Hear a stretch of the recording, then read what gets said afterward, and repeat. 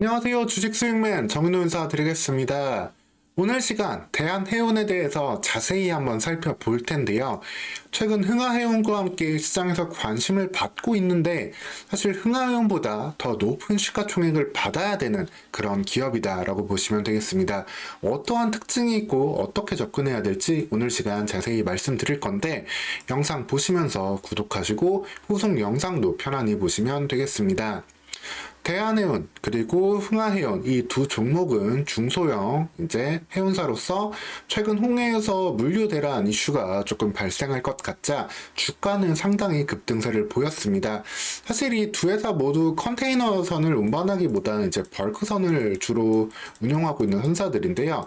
마치 화물에 이제 철강석이나 곡물 같은 것들을 싣고 다니는 배다라고 보시면 되겠습니다. 그래서 컨테이너를 주로 운행하는 HMM 같은 경우에는 상하이 컨테이너 운임 지수에 큰 영향을 받지만 태용 로직스도 그렇고요. 이런 흥하해운이나 대한해운 같은 기업들은 BDI 발틱해운 운임 지수에 큰 영향을 받는다라고 보시면 되겠습니다.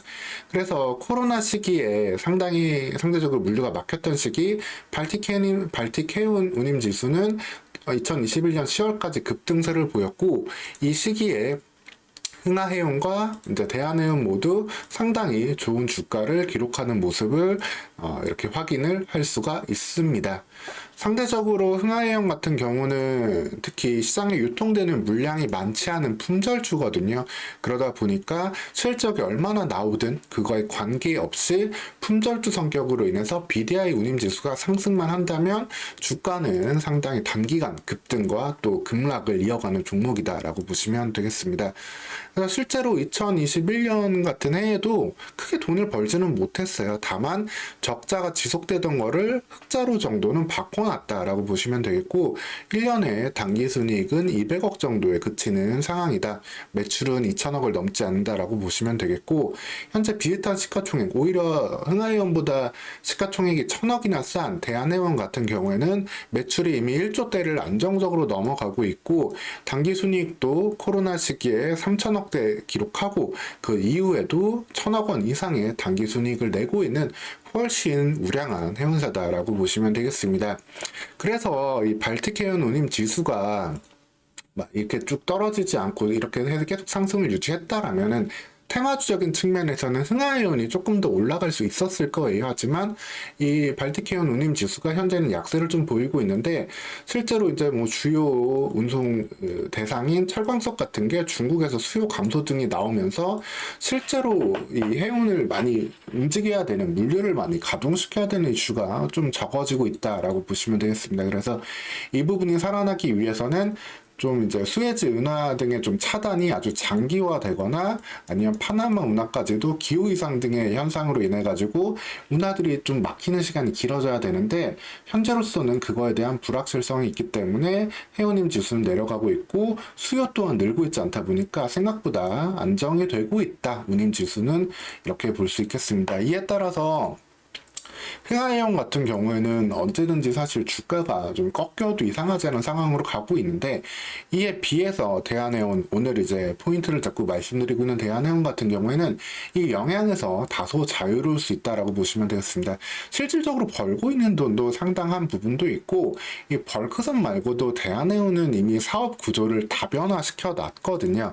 자, 여기 대한해운의 분기 보고서를 보고 말씀을 드리면은 대한해운은 그전 같은 경우는 이제 벌크선 역시 철광석 등을 주로 이제 운송을 하면서 매출을 크게 내고 있었는데 이 부분 매출은 2023년에 좀 약화가 됐어요. 그럼에도 불구하고 이 LNG선을 장기 계약 등을 따놓음으로써 이 부분에 대한 매출을 꾸준히 성장을 시켜가고 있습니다. 즉 천연가스 운반을 통해 가지고 여기에 대한 매출을 내고 있는 상황이기 때문에 오히려 추후 천연가스 가격이 급등하는 등의 현상까지 나오게 된다라면은 대한해운의 주가는 오히려 더 강세를 보일 수도 있는 상황으로 전개된다.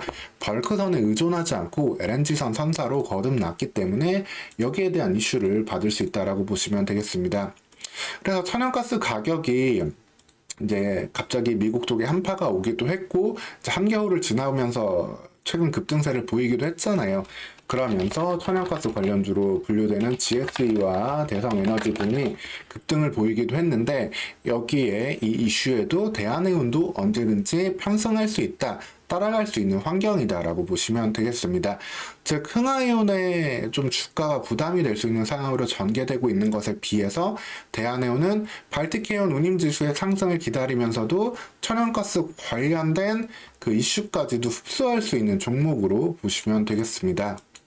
그래서 이제 홍해 쪽의 이슈를 통한 이제 BDI 운임지수의 상승, 그 다음에 천연가스 관련된 이슈를 통한 LNG 선 운임에 대한 기대, 이 두 가지가 모두 다 있다라고 보시면 되겠고, 그렇기 때문에 최근 이렇게 상승이 나온 부분에서도 크게 조정 나오지 않고 다음 단계를 한번 기대해 볼 수 있는 상황으로 전개된다라고 보시면 되겠습니다. 그래서 제가 볼 때는 뭐 매각 이슈가 있는, 그리고 컨테이너 운임지수에 영향을 받는 HMM이나 아니면은 너무 과도하게 올랐다라고 볼 수 있는 흥하해운이 좀 부담이 되지만, 홍해에 대한 이슈, 그리고 글로벌 지정학적 리스크가 강화되는 이슈 속에서 해운주를 하나 본다라고 한다면은 대한해운을 이제는 조금 더 먼저 봐야 되지 않나 라고 보시면 되겠습니다. 만약에 사실 또 러시아가 지금 가스를 이제 유럽 쪽에 공급을 하고 있잖아요. LNG 상태가 아니라 이제 파이프 상태로 이제 천연가스를 공급을 해서 PNG로 공급을 하고 있는데, 또한 뭐 밸브를 잠그거나 하면은 그럼 또 LNG 선 또 배로 날라다가 써야 됩니다. 이러한 지정학적 리스크까지도 발생하게 된다라면은 대한해운은 계속해서 기회 요소가 될 수 있기 때문에, 이미 안정적인 실적 구조를 가져가고 있는 상황에서 이런 이벤트들이 더해지는 것은 주가의 리레이팅을 볼 수 있는 요소다라고 보시면 되겠습니다. 그리고 하나, 대한해운이 이제 금융에 대한 이자 비용을 아무래도 좀 많이 내야 되는 기업이에요. 뭐 항공사들도 비행기를 리스해서 사용을 하면서 이자 비용을 내는 것처럼 이런 해운사들도 여기에 대한 선박금융에 대한 비용을 내야 되는데, 어쨌든 올해는 금리가 이제 내려가긴 갈 겁니다. 그 시기가 이제 5월이 될지 하반기로 넘어갈지 여기에 대한 물음표 때문에 시장이 조금 갈팡질팡하고 있기는 하지만, 그럼에도 불구하고 금리는 이제 오르진 않고 내려갈 거예요. 그러면은 대한해운의 수익성은 더욱더 좋아지는 건 기정사실이다 라고 보시면 되겠습니다. 그래서 안정된 실적을 바탕으로 이제 BDA, 발틱해운 운임지수와 LNG 관련 이슈까지 모두 흡수할 수 있는 종목이기 때문에, 대한해운 같은 경우에는 2,600원 선 지지 보면서 언제든지 강력한 상승 기대해 보셔도 되겠습니다. 지금 뭐 홍해 쪽에서도 사실 계속해서 이슈는 뭐 멈추지 않고 있잖아요. 미국 해군이 이제 후티 이제 반군이라고 하지만 사실 정부군을 밀어낸 이제 완전한 정부에 가까운 곳인데 친이란 성향이죠. 후티로 향하던 친이란 무기도 압수를 하고 있고, 갈수록 여기에 대한 갈등은 쉽게 중개될 기미는 없습니다. 그렇게 돼서 결국 이슈가 장기화된다면은 여기에 대한 상승, 대한해운이 충분히 받을 수 있는 상황이기 때문에 대한해운 계속 여러분들 관심 두시면서 체크해 가시면 되겠습니다. 제가 후속 영상에서도 대한해운 관련된 부분들도 계속 챙겨 드릴 테니까 여러분들 구독하시고 영상 편히 보시면 되겠습니다. 오늘 시간도 영상 시청해 주셔서 감사합니다.